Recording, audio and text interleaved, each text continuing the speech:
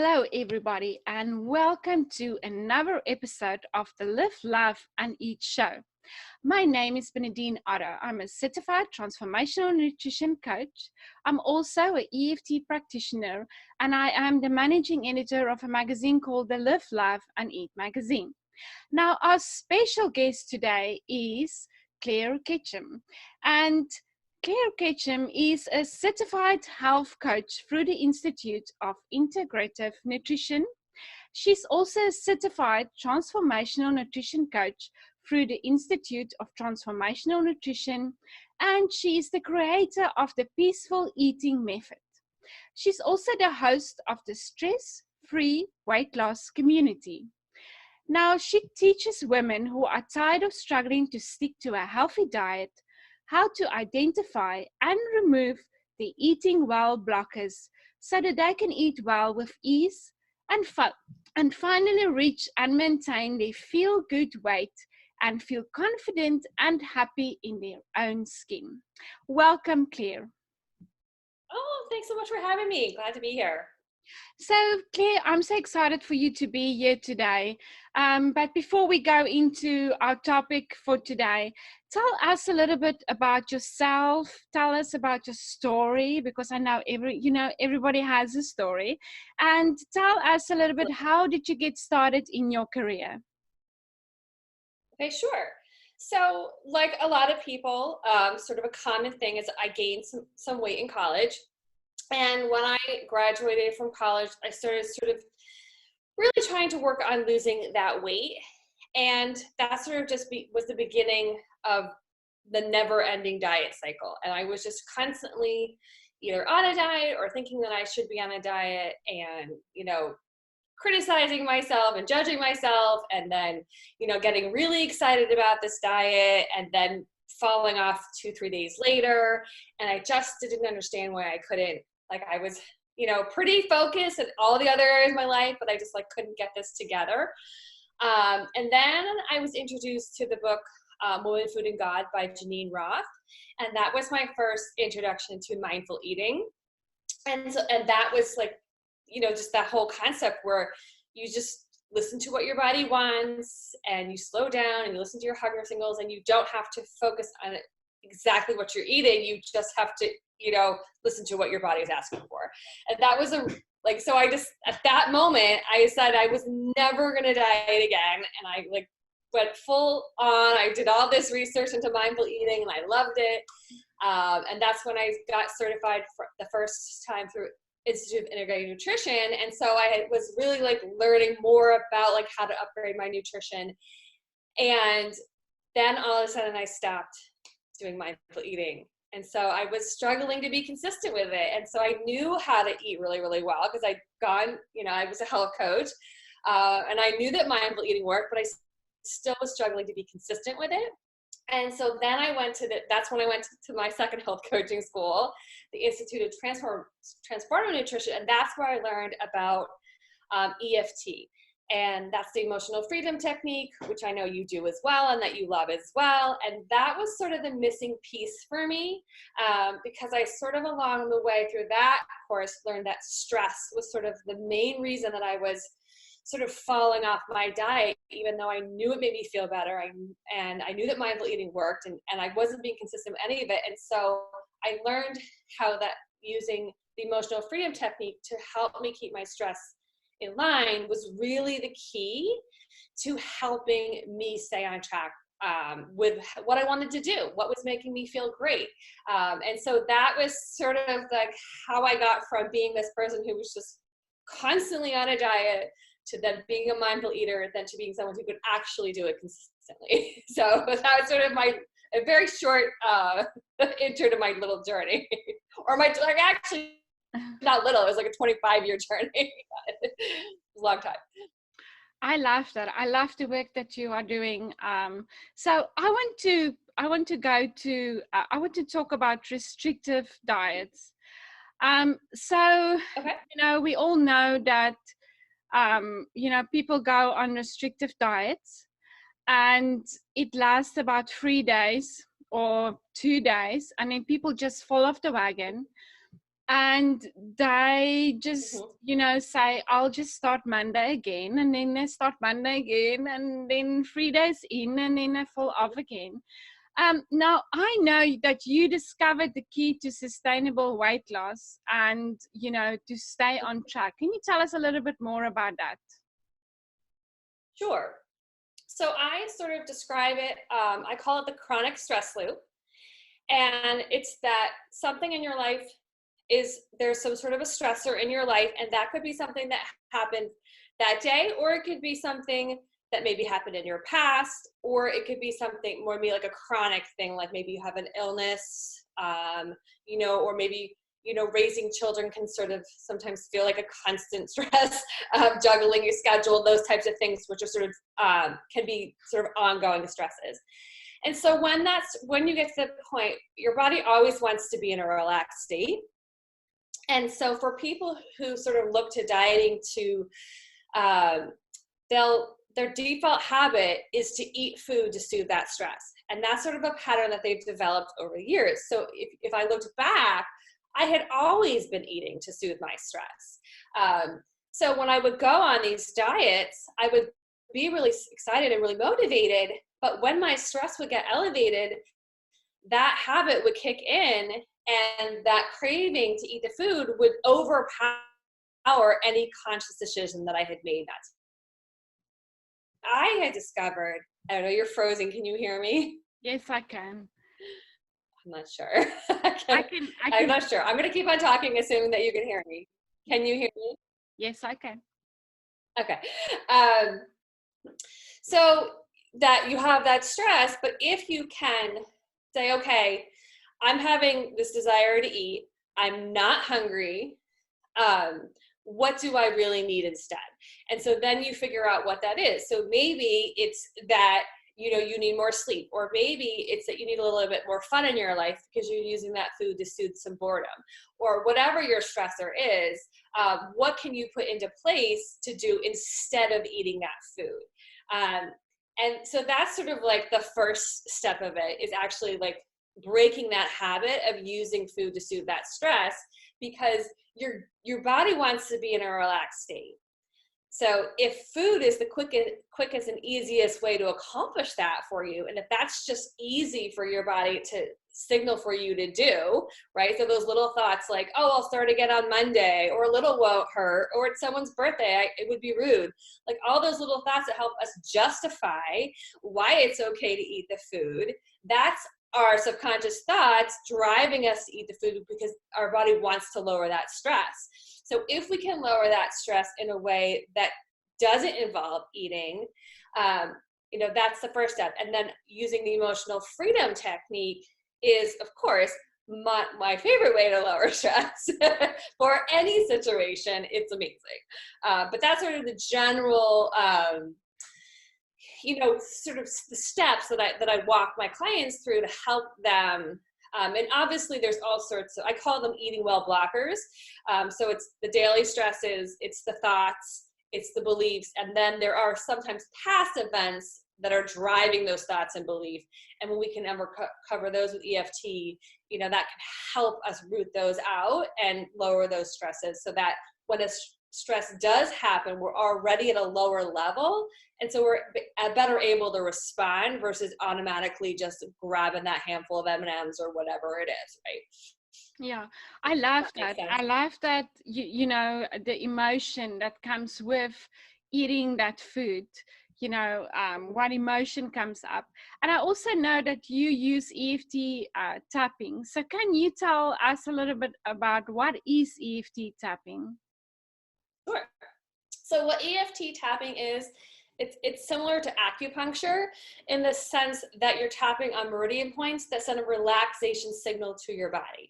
So even if you're talking about something that's very stressful, that happened throughout the day, or a stressful thing that's occurring on a regular basis, even if you're saying those things out loud, if you're tapping on the points, you're sending a relaxation signal to your body. So what happens is you can sort of work through these emotions, and you can feel that stress decreasing in your body. And that's why EFT is so powerful, because a lot of times people are like, just focus on the positive, like don't worry about the negative. But the reality is that we have stress in our life, and EFT is just a really great way to process it and release it, so that we can bring our body back into a relaxed state, versus telling your mom and then your sister and then your best friend and then 5 coworkers, so that's just increasing your stress. Whereas if you just like, okay, I'm going to talk to this one person about it because I really feel like they're going to help me decrease that stress, but I know that the emotional freedom technique is what I need to do to release it. And some people don't care for it, but in general, most people love it. Yeah, I love EFT tapping, and I mean, I use that with my clients as well, and you can see so much, just a change, in their emotion overall. And Yeah. I can talk about EFT tapping all day with you. Yeah. So do you use? Record. You should tap. I'm like, you should tap on that. And I think that's really is there's so many different ways. EFT tapping, yeah. Right, definitely. Because there's so many different ways to do it. So when we talk about eating well blockers, like depending on what the block is, and depending on how, like if it's more, I call them like, I have like level 1, level 2, and level 3. So like level 1 are sort of those ones that are more obvious. And so just like a quick tapping is really going to help you with that. But if you have something that's been going on for like 10, 15 years, like you're going to need to do like a little bit, like a deeper level type of tapping. And so that's it's neat, is because, you can really dig down into the sort of the roots of the problem with a really simple technique, or you can just release like sort of very more simple surface level stresses. And it works equally as well on both. It just might take a little bit more time to do, like work on the deeper stuff. Yeah, I love that. So Claire, I know you mentioned that, that you created a method called the peaceful eating method. And by the time that people will listen to this podcast, it will be already, launched. Can you tell us a little bit about that? What do you cover in this method, and for who is this method? Can you tell us a little bit about that? Sure. So it's really for people who are just tired of not being able to stick to a healthy diet. And what I help them is I help them work through and discover the 3 levels of their personal eating well blockers, because everyone's are different, because they're based on our past experiences and our current experiences. And nobody, and a lot of it is those thoughts and how we react to our current experience and our past experiences. So in the 8 weeks, we start with level 1, because those are the easiest, right? And so we help identify those, and then we work through some strategies to release those, obviously tapping being one of them. And then we do work on cravings separately, because if you're trying to stick to a healthy eating plan and there is a specific food that you just find it really, really hard to say no to, no matter like what your stress level is, it's just like you want it. The thing about cravings is cravings are usually come from a really happy memory, and we're trying to recreate it with the food. And so there's a very specific tapping technique that's a little bit different, that teaches you how to get to the root of the happiness of the craving, and sort of we call it like scooping the love out of it and taking the love out of the food, right? And so that like you can go from wanting to eat the whole. For me, it was always candy. Like I'm like a gummy candy kind of a person, and so I would want to eat the whole bag. And then like by the end of a 40-minute cravings tapping meditation, my craving would be a 0. And so to go from something that you craved your whole life, like really intensely, to being able to just pass on it without stressing about it, without worrying about it, just really not wanting it in 40 minutes, is pretty miraculous. Like, it's pretty like amazing as far as I'm concerned. So that's definitely a huge part of it. And then we move on to the level 2 blockers, which are the subconscious thoughts and the beliefs that drive us to abandon our healthy eating goals. Those are those excuses that we have on autopilot that help us make the decisions to say, oh, well, forget the diet. Even though like I have all these great reasons to do it, you know, these subconscious thoughts, they're hardwired into our brain, and we're gonna follow those versus what we consciously want every time. So how do we rewire those thoughts? So that's sort of the second part of it. And then the third part is sort of diving into those level 3, which are the past events where those thoughts and beliefs were created. And those were usually things that happened to us early in our childhood, or maybe sort of late teens, early 20s, depending on how old you are. But those are things that, you know, have been hanging around for a really long time. And when we can start to uncover those and see the connection between our behavior now and something that happened, you know, maybe when we were 5, because you probably wouldn't ever think that something that happened at 5 is causing you to eat, you know, the burger and fries that you said you weren't going to eat.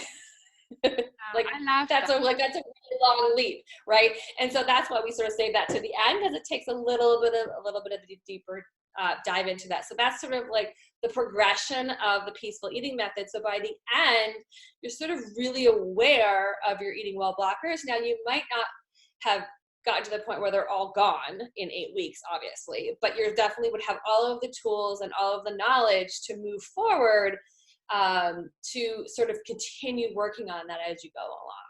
So that's sort of the goal, is so that eating well just becomes something that you could easily do versus something that you're constantly struggling and constantly thinking about. And so that is the goal of the program.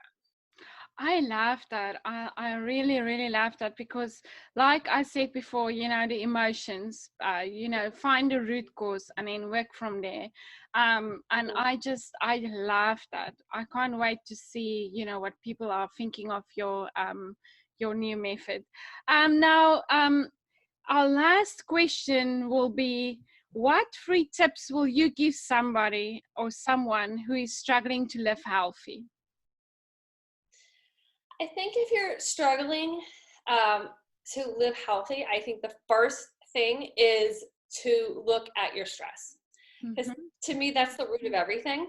And there are people who would say something else, but for me personally, if you have these stressors in your life, you know, even if you just looked at your level 1 stressors and you didn't sort of dive into the 2 and 3, you'd still be able to eat healthier if you were in a relaxed state. So to me, that's really the number one thing. And what sometimes people don't realize is that, you know, emotions like feeling bored or lonely can, like, it makes you feel anxious. It makes you feel unsettled in your body. So sometimes people are like, well, I'm not stressed, you know, but I go home every night and eat a bag of cookies. Okay, well, you might not say stress, you might not be associated, but every time you just don't feel settled or you don't feel totally comfortable in your body, that's a sign that you're out of balance, and there's something and it's maybe has nothing to do with food. Like, maybe what you need to do is join a club so that you feel more socially connected, and that's going to lower your stress. I was just talking to a friend, and she said that this guy, which is great that his therapist recommended him starting a hobby, and he, you know, and he came in this session and he said, oh, like, everything is, you know, my marriage is horrible, my job is horrible, and all I do is take my kids to their sports. And then he started this hobby, and he came back 6 months later, and everything was great. So it's just like, sometimes, like, what you think you need is not what you need. And another client that I've just started to work with, she's like, my life is really boring. And she's thinking that she just needs to tone her body. And I'm like, that's not what you need. Like, you know, stomach being a little bit more toned is not going to make you happy. And so she just feels like she felt very stifled at her work. So I was like, her homework was to find a creative outlet, and maybe create a side hustle and make some extra money, because she was also stressed about her finances. So it's like, these are the things that you really need to look at. And yes, the food is important and the quality of the food you're doing, but some of these other things are actually sometimes more important, because I think most people who have been dieting for a really, really long time, they already know what they should be eating, what they shouldn't be eating. And it's these little changes, that you can start to identify that are going to make you be able to stick to your healthy eating plan more than it's, I just have to work harder, right? So I don't know if that's really 3, but I mean, that, so I love that. I mean, that is just, love that. Yeah. So I think that, and if people are looking for, like I do have like a Pinterest account. So if boredom is one of your, it's for a lot of people. I just did a challenge in my Facebook group, and I would say at least half of the people said that boredom was one of their top level 1 stressors. And so I do have a board on Pinterest called Boredom Busters. And there's all sorts of different suggestions on hobbies and, date free, like cheap date nights and, family fun and all sorts of different ways to sort of just get out there and do other stuff. Because I think that a lot of times what we're craving is connection, and we're using that food instead of what we really want is to, maybe be more satisfied at our job or have like more satisfying relationships. So that is another resource that people could check out if they're looking to sort of up level their life make it more fun. Yeah, wow. I will link that, down in this podcast as well, so people can go and see, what is on there and get some great ideas. Yeah, and none of them are mine, by the way. I just created the board. I probably should make one, because I have so many ideas, but I actually haven't written any of them. But there's so many people out there with so many great ideas. And so I am the curator of them. Yeah. Oh, that's wonderful. So it was so lovely to have you today as our guest, and you are doing such amazing work out there.